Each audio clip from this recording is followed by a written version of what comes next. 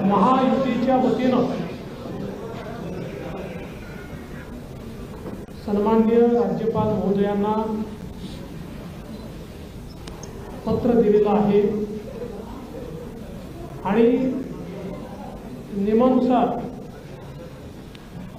राज्यामध्ये नवीन मंत्रिमंडळ स्थापन करण्याकरता आमचा दावा मी पेश केलेला आहे। माननीय राज्यपालांनी आमचा दावा त्या ठिकाणी घेतल्यानंतर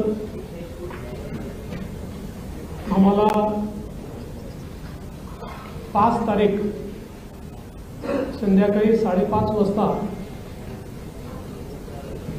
शपथविधीची वेळ नेमून दिलेली आहे। आज भारतीय जनता पार्टी,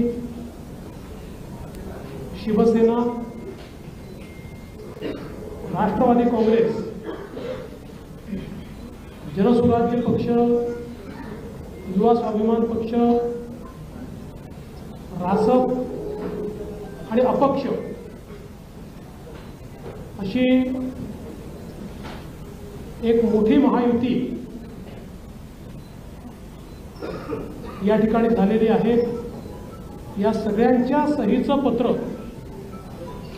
हे आम्ही दिलेलं आहे। मी विशेष आभार मानतो आमच्या शिवसेनेचे अध्यक्ष आणि राज्याचे विद्यमान मुख्यमंत्री माननीय एकनाथराव शिंदेजींचे की त्यांनी शिवसेनेच्या वतीनं माझ्या समर्थनार्थ पत्र दिलं आणि महायुतीचा मुख्यमंत्री म्हणून माझा शपथविधी करावा अशा प्रकारची विनंती त्यांनी माननीय राज्यपालांना केली आहे। त्याचप्रमाणे राष्ट्रवादी काँग्रेसच्या वतीनं राष्ट्रवादी काँग्रेसचे अध्यक्ष आणि उपमुख्यमंत्री माननीय अजितदादा पवार यांनी देखील त्याच आशयाचं पत्र देऊन मला मुख्यमंत्री म्हणून शपथ द्यावी अशा प्रकारची विनंती केलेली आहे। आमच्या मित्रपक्षांनी देखील तशाच प्रकारची विनंती केली आहे आणि या सगळ्यांच्या विनंतीचा मान ठेवून माननीय राज्यपाल महोदयांनी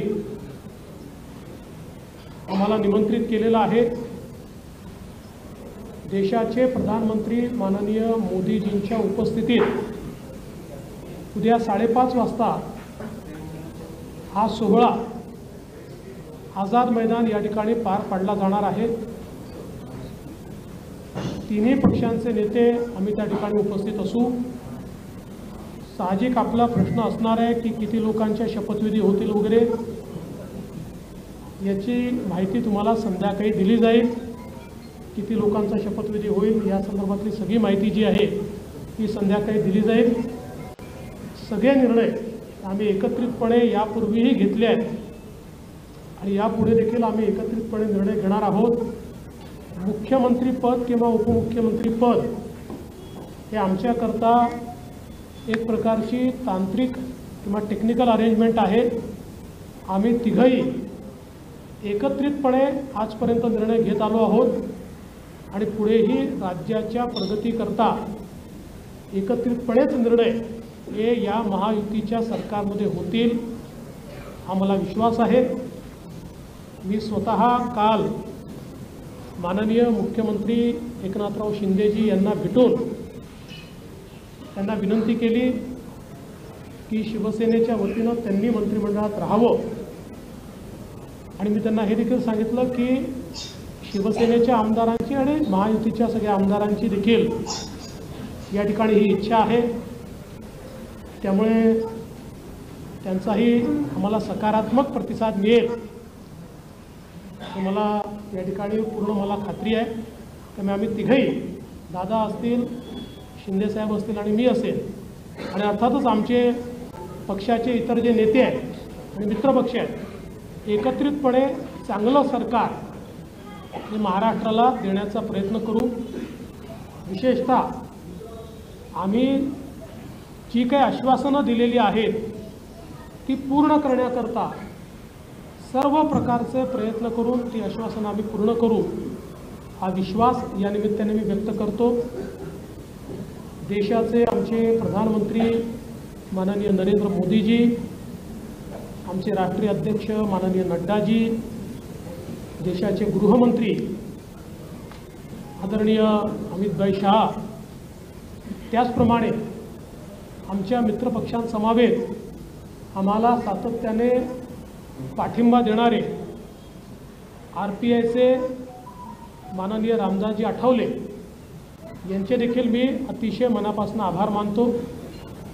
आणि यानंतर माननीय शिंदेसाहेब आणि दादा देखील बोलतील, पण आपल्या सर्वांना देखील उद्या आपण सर्वांनी 5:30 वाजता शपथविधी सोहळ्याला उपस्थित राहावं अशा प्रकारचं निमंत्रण मी देतो।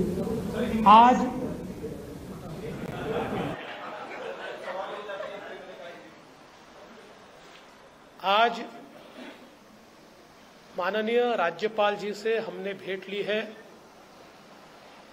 और माननीय राज्यपाल जी को भारतीय जनता पार्टी, शिवसेना, राष्ट्रवादी कांग्रेस, जनसुराज्य पार्टी, युवा स्वाभिमान पार्टी, रासप और इंडिपेंडेंट ऐसे सभी के पत्र आज हमने सौंपे हैं।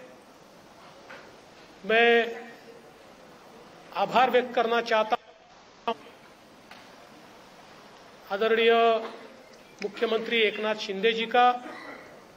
एकनाथराव शिंदे जी ने शिवसेना के अध्यक्ष के तौर पर और शिवसेना के लेजिस्लेचर पार्टी के प्रमुख के तौर पर महाराष्ट्र के मुख्यमंत्री पद के लिए मेरे नाम की सिफारिश का पत्र दिया है।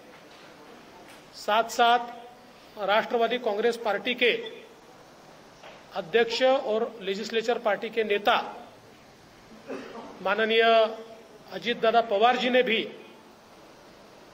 उसी प्रकार का पत्र दिया है। श्री विनय कोरे जी,